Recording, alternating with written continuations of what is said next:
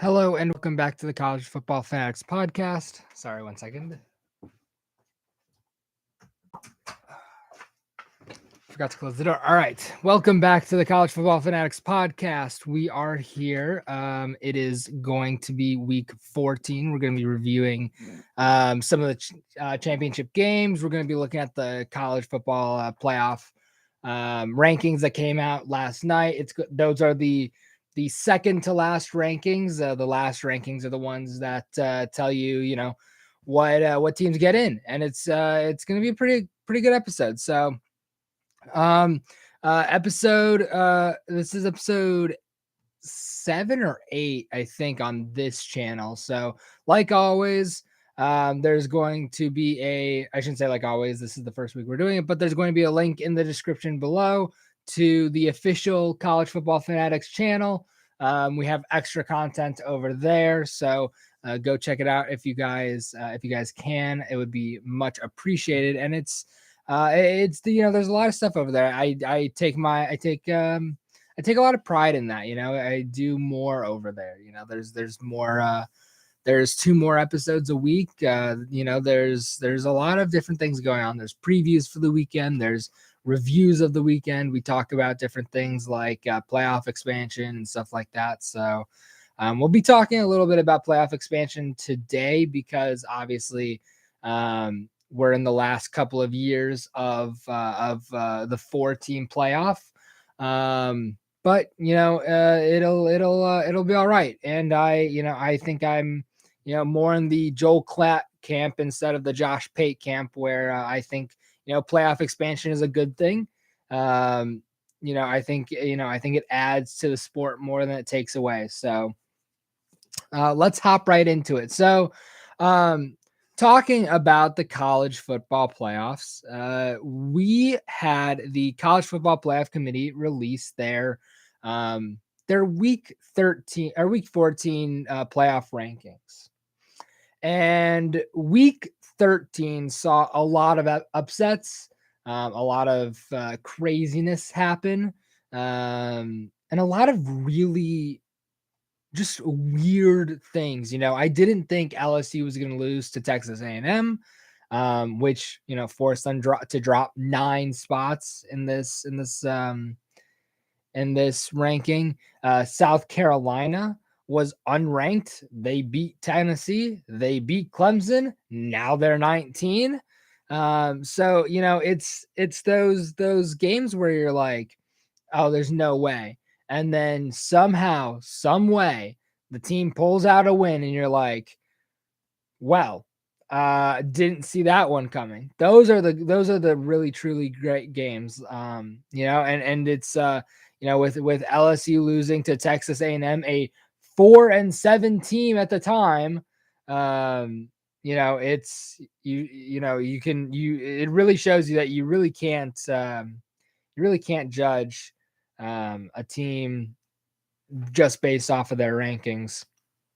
So we're gonna go from let's do number 10 to number 1. Anything after that, it really doesn't matter all that much, but from number 10 it matters a little bit. Number 10 is where you have the 2 lost teams. So you have or I should say number 10 is where you have Kansas State, which is a 3 lost team, but it's where 3 lost teams goes into 2 lost teams. So you have Kansas State, who's playing for their conference championship in the Big 12. They're going to be playing TCU, obviously, and then TCU's favored to win that game by I think like 3 points. It's going to be a really close game. Clemson is at number 9. They are in their ACC in the ACC championship game as well. They're going to be playing for their conference championship. They're going to be playing UNC, if I'm not mistaken, and they are a 2-loss team at 10-2. They should really have no chance of making the college football playoffs. Any team after like 5 maybe 6 should have no chance of making the college football playoffs this season. None. They all have enough losses to ensure that they don't. So Clemson does not have a chance. Their chances went out the window with their loss to South Carolina. So that'll be fun for Clemson, with that'll be fun for them out there playing for the conference championship, but unfortunately that's all they're going to get. Penn State, who has been pretty good all throughout the season, with the exception of the Michigan game where they got absolutely railed. They really got just run all over from that Michigan team, which has pretty much been proven to be, one of the top 2 teams in the country. So, yeah. So that Penn State team is all good. They're going to be, they're not going to be playing for the conference championship because because Purdue is playing for their team and Michigan is playing, or for their side, and Michigan is playing for the others. So that should be a good game, but we'll get into that a little bit later. But I kind of wish Penn State was playing for the conference championship. I'd like to see a Penn State Michigan rematch, but not going to happen. So Tennessee at number 7 and number 6 is Alabama. And I put these two together because I want to talk about losses, head-to-head losses, which, if you remember, Tennessee won against Alabama, I think by a last-minute field goal.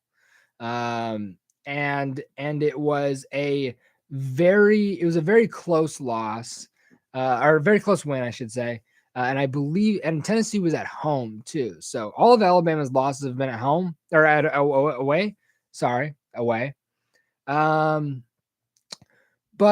there's noise from Tennessee fans. Why is Alabama ahead of us? They shouldn't be ahead of us. I agree with them 100%. Alabama should not be ahead of a team that they have lost to. No way. If they have less loss, if they have the same number of losses, the same number of wins, Alabama should be behind the team that they lost to, and that goes for any team. If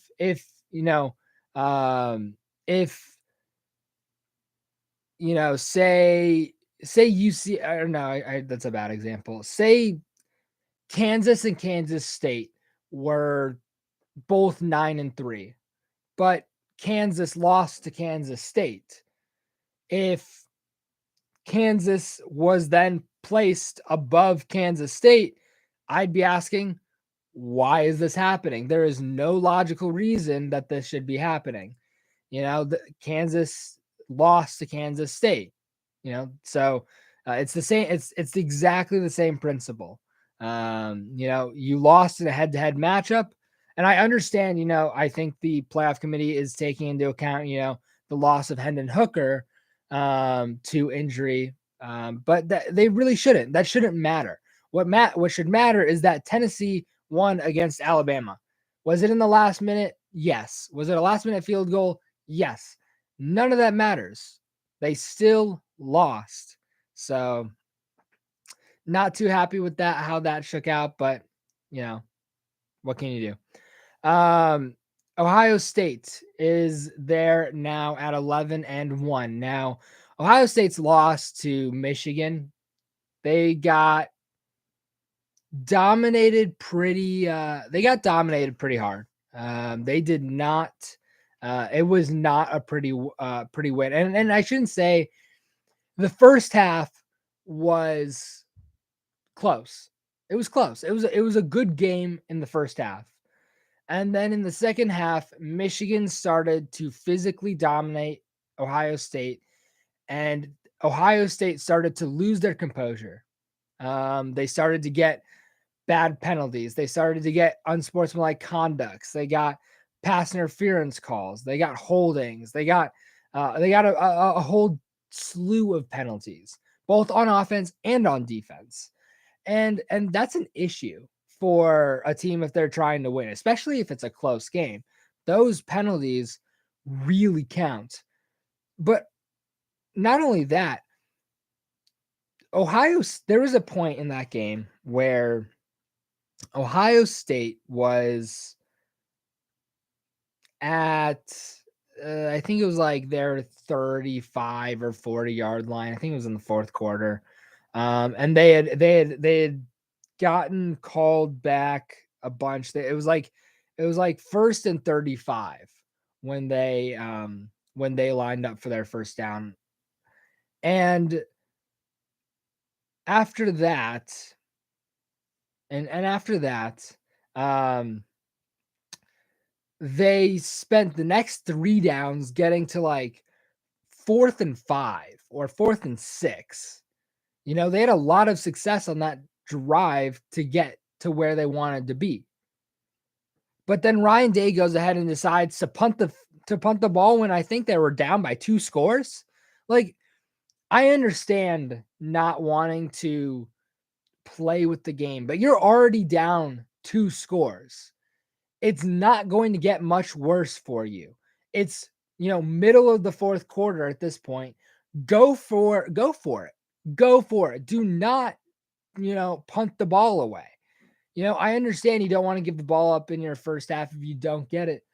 But if you do get it, you get a lot out of that. You get to continue your drive. You get to have a chance at making it a 1-score game. After that, this Ohio State team looked so deflated in their confidence. They just looked like somebody had kicked their puppy, honestly, is how it looked to me. They looked defeated, and I think it also shows the strength of that Michigan team is not entirely in the muscles or in the bodies of that Michigan team. It's in the mental game that they have. Is they're able to face, they're able to face times where they think, we might not win this. They're able to face it head on. And I think it also showed in the after game or in the post game conferences and interviews on the field when players like JJ McCarthy said, we're not done. The job's not finished. They're not talking about a Big Ten championship. No. They're going to be playing against Purdue, where they're already a 16-point favorite. They're talking about a national championship, a national title.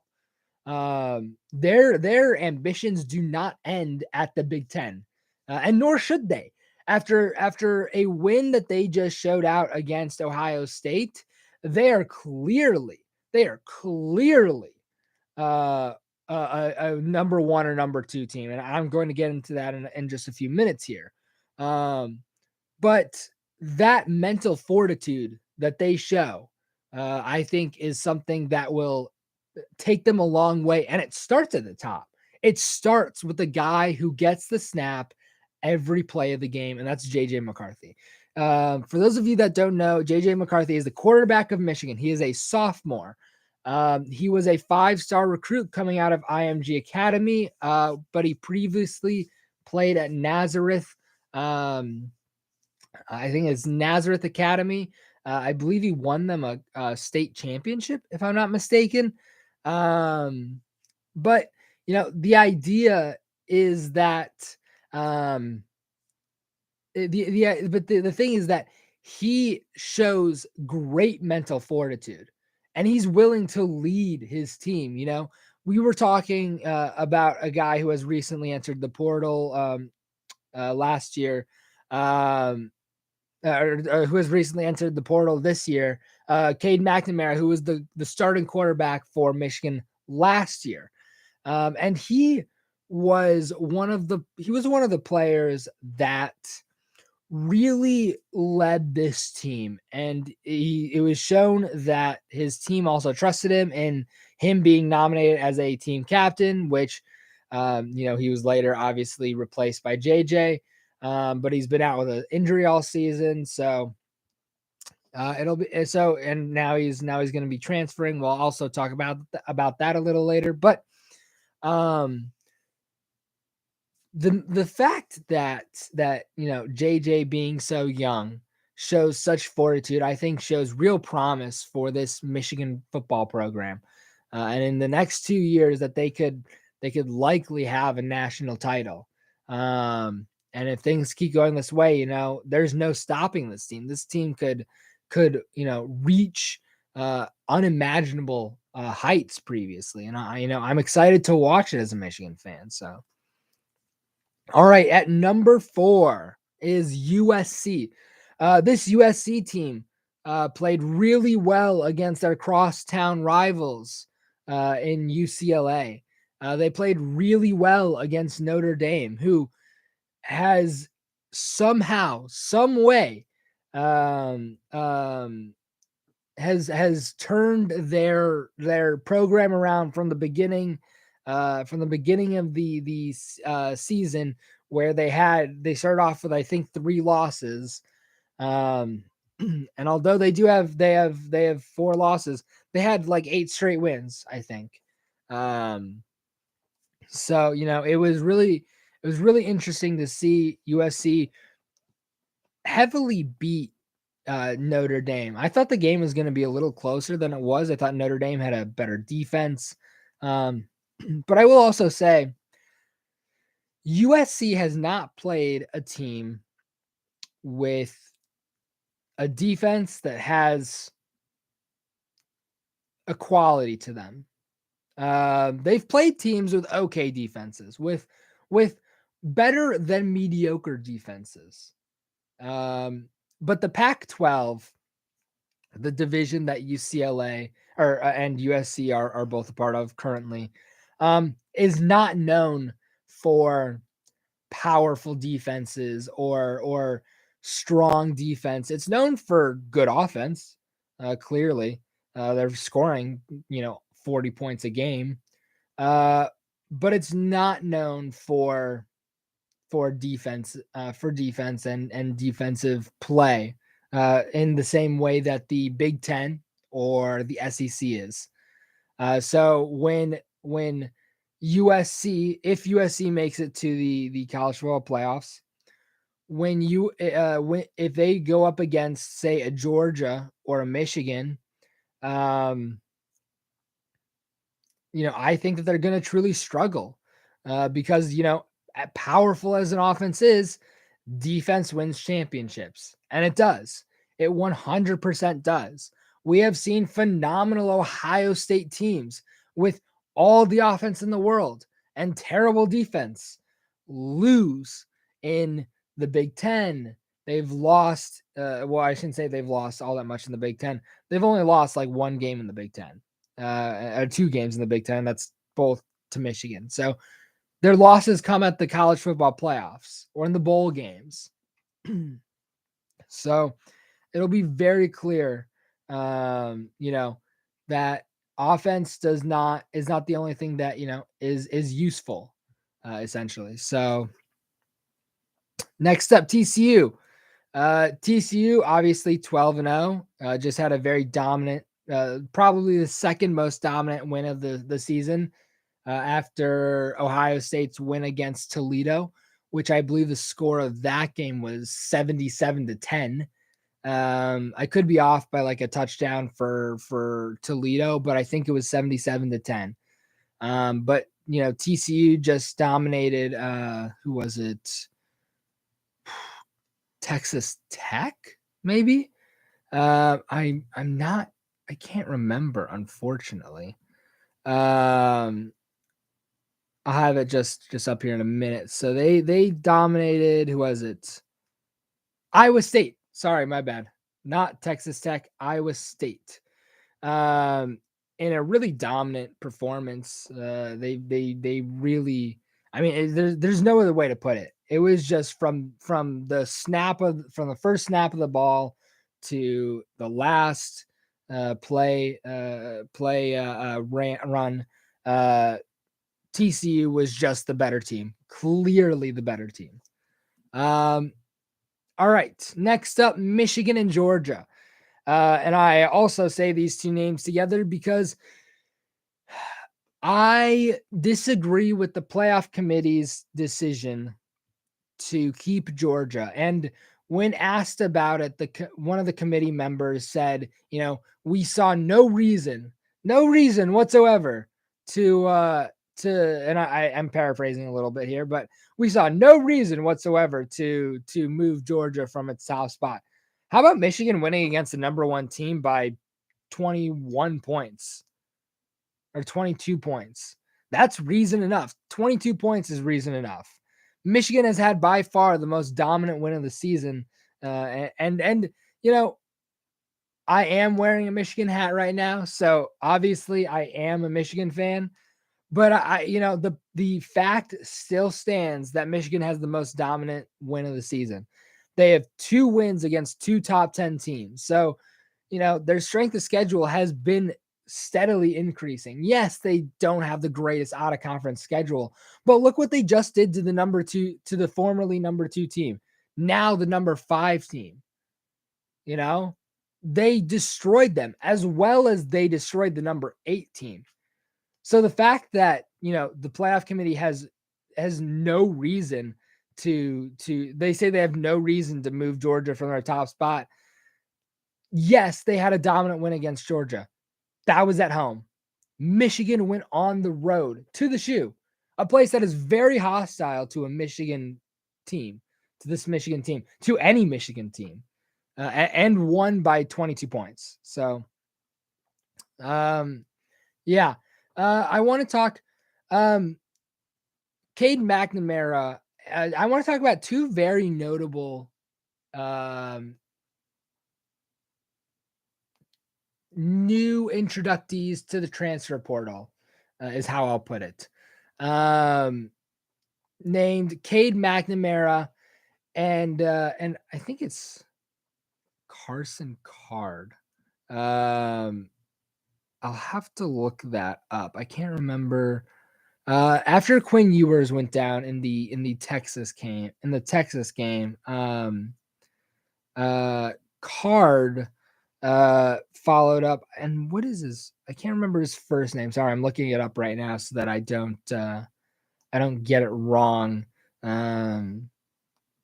But Quinn Ewers is Texas's starting quarterback, and Hudson Card. That's it. Hudson Card took over at the Texas Alabama game in like week 3 or 4.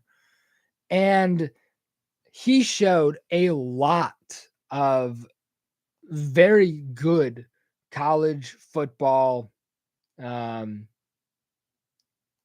quarterback ability. Very good ability.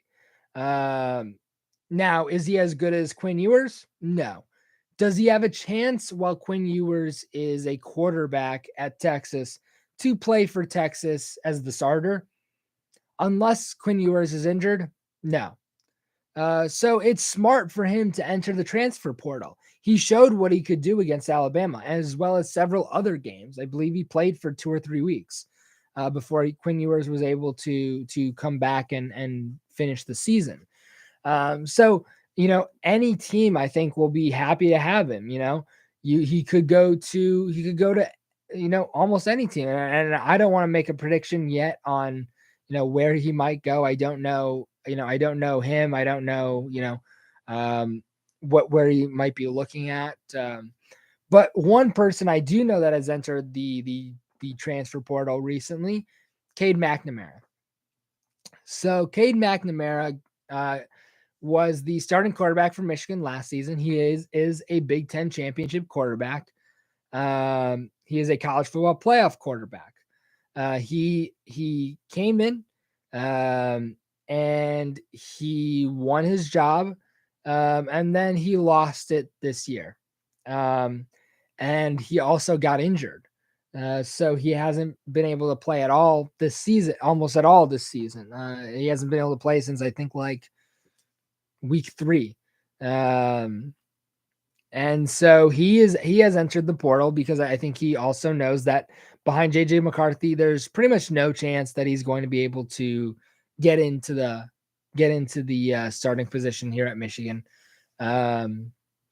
There at Michigan, I should say. So he's entered the portal. I think it's likely that he moves to a Big Ten team. I think, Iowa might look at him. Wisconsin might look at him with Fickle. He comes in if he picks up, a quarterback with the talent of Cade McNamara. He could, Cade could do a lot of good things there for Luke Fickle. So it's all about, I think he's going to be moving to another Big Ten program. It's possible that he goes out to Nevada. I think he's from Las Vegas. So it is possible that he goes there. I think he's gotten used to the Big Ten, so I think he kind of wants to. I think he might want to stay there. I know some people around the program that let's say he hasn't been doing quite well since he lost his starting job and since he got injured. They say he's been, depressed and he's been partying a lot. So, we'll see it where he goes. We'll see if he's even ready to play somewhere. Who knows? I mean, the mental game in football is pretty much just as important as the physical game itself. So, next up, conference championships. On Friday. Oh, this is going to be so much fun to watch. It's going to be Utah versus USC. Now, there are only a couple of games where I think, a team could actually get upset. And I don't actually know who comes in as a favorite in this game. I know Utah beat USC by a point at home. So I think it's USC that's favored. Because, obviously they're number 4, Utah's number 11. But I think Utah could possibly upset USC.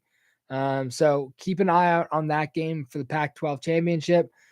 Caleb Williams, obviously, one of the best, probably the Heisman favorite, probably in my opinion. He's almost, I would say he's almost a lock to get the Heisman Trophy and win that game. Or I shouldn't say win the game. He's likely to win the game. Almost a lock to get the Heisman Trophy. The Big 12 championship, TCU, Kansas State. I think TCU will win, but Kansas State is obviously a very good team. They've proven that all year, and they played TCU very close last time these two teams played each other. So it'll be interesting to see, although TCU somehow, some way usually comes out with a win. So it might be a close game, but I do see TCU winning that game. Even if TCU lost, I still think that they would probably make the college football playoffs. If USC loses, there's no way Ohio State gets in and they're out. But TCU, I think, could probably get a loss. But we have seen teams like TCU get tossed out for bigger name schools getting in. So who knows? It's the College Football Playoff Committee. They're not exactly the most football smart people in the world. So Georgia, LSU. Georgia's almost definitely gonna win this game. LSU is a good team, but I just don't think that they stack up enough against Georgia to pose an entire threat. And even if Georgia lost, I'm pretty sure that I'm 100% sure they would still get into the college football playoffs. So, all right, Tulane UCF. This game has no college football playoff. Has no college football playoff importance whatsoever. Purdue, Michigan, even if Michigan lost this game, I'm pretty sure that they would still get in. But Michigan should win this game against 8-4 Purdue. has proven to be a good team. We'll see if Blake Corum's injury allows him to play. He didn't play much against Ohio State. He had 2 snaps. So that made it even all that more impressive that Michigan won by as much as they did. But even with the loss in the championship game, Michigan will probably still get in. North Carolina and Clemson play for the ACC championship, sponsored by Subway in Bank of America Stadium. So, capitalism at work there. But North Carolina really shouldn't threaten Clemson all that much. I believe they've played earlier in the season, and I think Clemson won. So that is likely to be a pretty clear win for Clemson over USC. Although with DJ Uiagalelei as the quarterback, who knows? He's struggled against some teams all season, so he could end up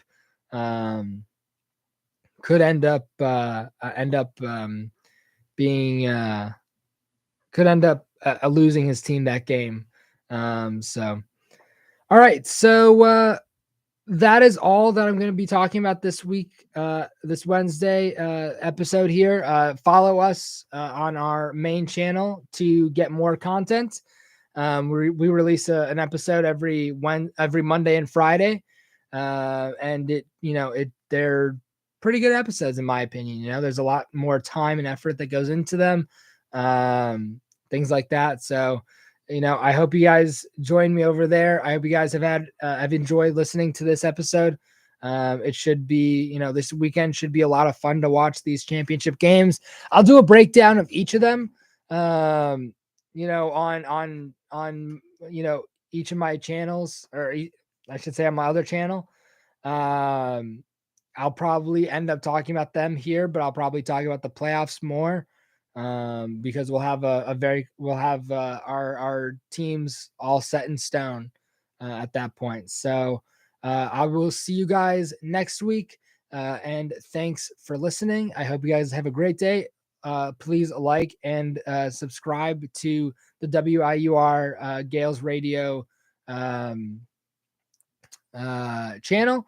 And I hope you guys have enjoyed listening to this. Again, the link is in the description below for the official channel for the College Football Fanatics podcast. Please go and check us out over there. I'll see you guys next week, and I hope you have a great day.